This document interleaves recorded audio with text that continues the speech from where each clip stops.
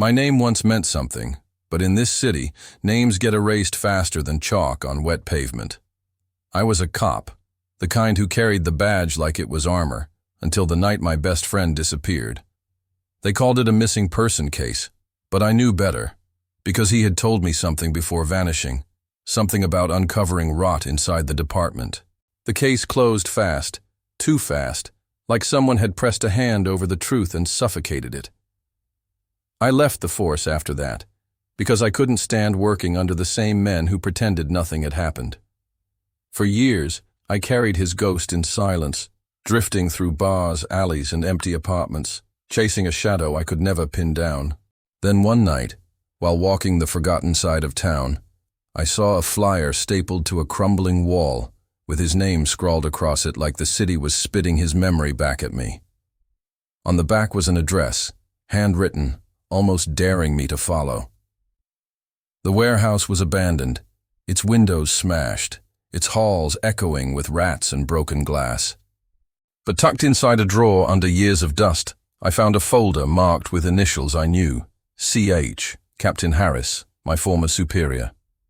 Inside were photographs of my friend, taken days after the official report claimed he was gone, and notes written in red ink pointing to something much larger. It felt like the ground shifted beneath me, like the truth was too heavy for the floor to carry. I started watching Harris, moving in shadows the way the city had taught me, and what I saw made me sick. He wasn't just corrupt, he was protected, surrounded by men who owed him their silence.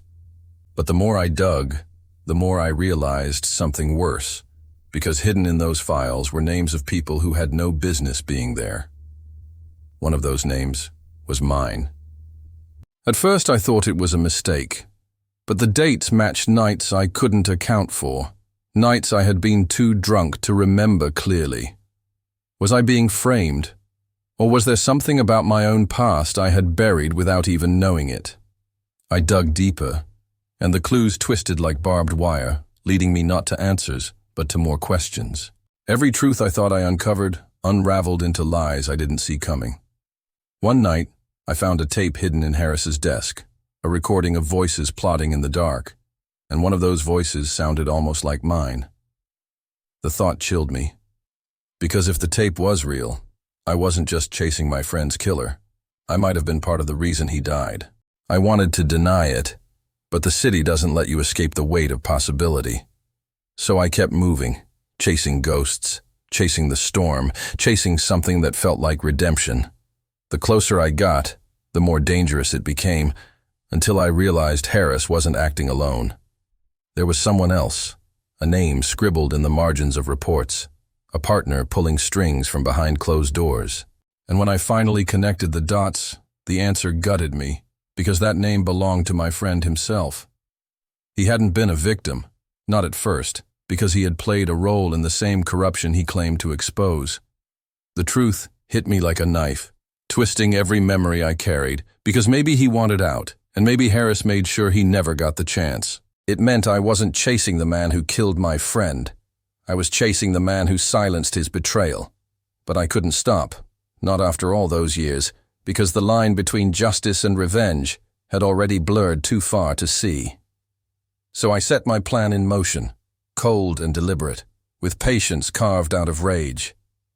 I followed Harris through rainy streets, through the neon glow of bars, through alleys that smelled of gasoline and blood.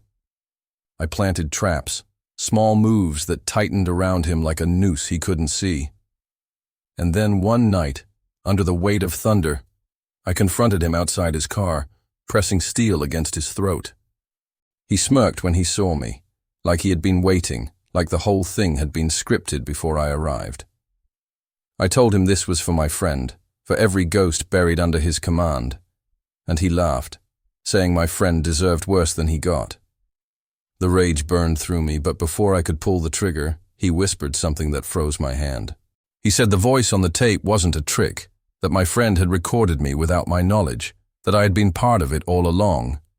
I wanted to deny it, but pieces of memory cut through the fog of years, flashes of nights where I'd followed orders I never questioned. I realized then that revenge doesn't always belong to the righteous.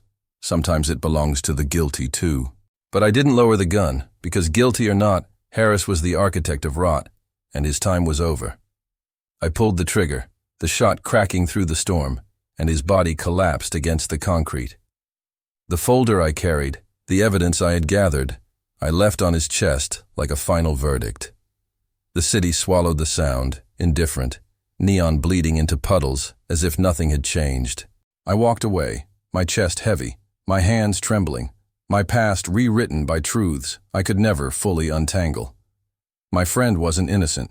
I wasn't innocent, and justice had become a word I no longer understood. But revenge, that was simple, brutal, and final. Now, when I walk these streets, I still hear echoes of his voice. Not words, just fragments, reminding me that the mystery never really ends.